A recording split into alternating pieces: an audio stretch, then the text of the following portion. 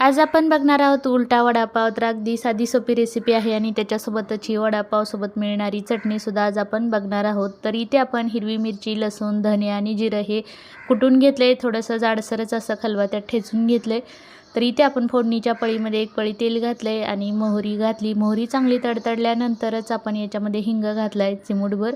आता या तेलामध्ये घालायचे आपण जे मसाला ठेचून घेतला, हिरवी मिरची, लसूण, धने, जिरं ते घालून घ्यायचे आणि तेलावर चांगलं परतून घ्यायचे।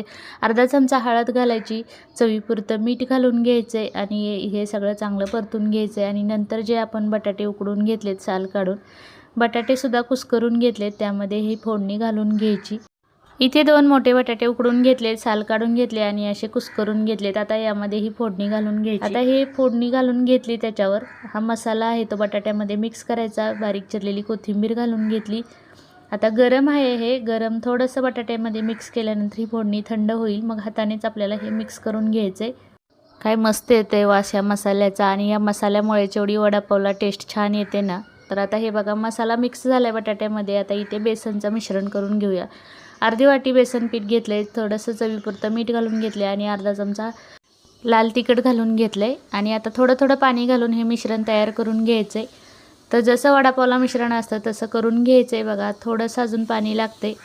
आता मिश्रण तयार झालेलं आहे। आता आपण हे बाजूला ठेवून देऊया आणि आता आपण ह्याच्यासोबत जे चटणी खायला असते ती सुद्धा बनवून घ्यायची। आता हे बटाट्याचं मिश्रण करून घेतले, त्याचे सुद्धा असे गोळे करून घ्यायचे आणि एकसारखे एकदम करून घ्यायचे। तर आता इथे बघा आपण ब्रेड घेतलेला आहे। ब्रेडला असं वाटीने कट करून घेतले, मी ब्रेड होता म्हणून ब्रेड घेतलाय, किंवा तुम्ही पावसुद्धा घेऊ शकता, लादी पाव। वाटीने आकार दिला ह्याला बघा, गोल असा आकार आलाय। दोन्ही असे ब्रेडचे स्लाइस हे करून घेतलेत। आता इथे आपण तेलामध्ये ना चमच्यानीच अशी छोटी छोटी भजी सोडून घ्यायची आणि ह्या भजीचीच आपल्याला वडापावसोबत जे चटणी असते ते चटणी बनवायची। हे बघा चांगली कुरकुरीत अशी भजी तळलेली आहे। आता ही काढून घेते मी आणि याच्यासोबतच 6-7 पाकळ्या लसणाच्या तळून घ्यायच्यात, त्यासुद्धा चटणीमध्ये घालायच्यात आपल्याला। आता ते थंड होतेत भजी आणि लसूण, तोपर्यंत आता आपण इथे वडापाव करून घेऊया। तर चिमूटभरच सोडा घालून घेतला आहे मिश्रणामध्ये। आपण नेहमी बटाटे वडे करतो तेव्हा ही बटाट्याचा वडा आहे तो बेसनच्या मिश्रणामध्ये घोळवून लगेच तळायला घेतो, तर तसं न करता आपल्याला आता हे पावामध्ये ठेवून घेतलं आहे बटाट्याचं भाजीचं जे मिश्रण बनवलेलं आहे। आणि आता हे बेसन पिठामध्ये हे पाव बुडवून घ्यायचेत आपल्याला, यालाच उलटा वडापाव असं सुद्धा म्हणतात। तर इथे बघा दोन्ही साईडनी चांगलं घोळवून घेतलं आहे ह्या बेसनमध्ये आणि आता हे आपल्याला तळून घ्यायचं आहे। तेलसुद्धा चांगलं कडकडीत असं गरम झालेलं पाहिजे। इथे आपण कढई छोटी असल्यामुळे एकच वडापाव सोडून घेतलेला आहे। तर आता एका साईडनी तळते, दुसऱ्या साईडनी सुद्धा चांगला तळून घ्यायचा आहे।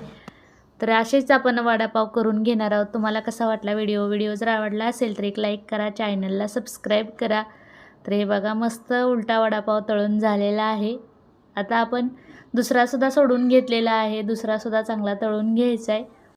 दुसरासुद्धा वडापाव चांगला तळून झाला आहे। आता इथे आपण जी भजी तळून घेतली होती, लसूण आणि ब्रेडचे तुकडे घालून घेतले, त्यामध्येच अर्धा चमचा लाल तिखट घालायचं आहे, थोडंसं मीठ घालायचं आहे आणि ही मिक्सरला बारीक करून घ्यायचं आहे। जे वडापावसोबत लाल चटणी असते ती मस्त चटणी अशी तयार होते बघा। चटणीसुद्धा तयार झाली आणि इथे आपण वडापाव कट करून घेतला आहे।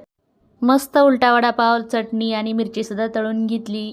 व्हिडिओ जर आवडला असेल तर एक लाईक करा। व्हिडिओ बघितल्याबद्दल सर्वांना धन्यवाद।